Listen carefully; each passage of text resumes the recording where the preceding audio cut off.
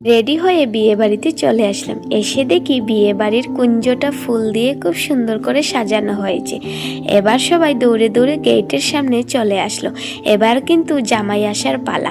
জামাই আসার আনন্দ সবাই কিন্তু খুব বেশি আনন্দ করছিল। এবার চলে আসলেন জামাই।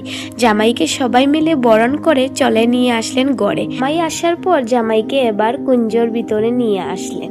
সবাই কিন্তু জামাইকে দেখে তাকিয়ে রয়েছেন। আজকের এই দিনটা কিন্তু ওদের জন্য খুব স্পেশাল একটি দিন। এবার কিন্তু কন্যাকে নিয়ে চলে আসলেন কুঞ্জর ভিতরে। আজকের এই দিন আসার আগে ওরা দুজন খুব বেশি অপেক্ষা করছিল। আজকের থেকে ওরা দুজন এক হয়ে যাবে। কন্যা কিন্তু প্রথমে ঠাকুরকে প্রণাম করে এবার কিন্তু জীবনের দিনটা শুরু করে নিল। আজকের থেকে কিন্তু বাবা মাকে ছেড়ে ও কিন্তু একেবারের জন্য স্বামীর হয়ে যাবে।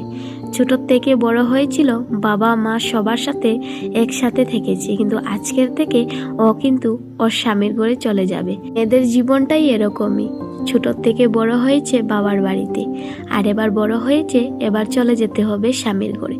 সুখ দুঃখ সবকিছুই স্বামীর সাথেই ভাগ করে নিতে হবে। এতটা পরিমাণ বীরের কারণে কিন্তু ভিডিওটা ভালো করে করতেও পারছিলাম না।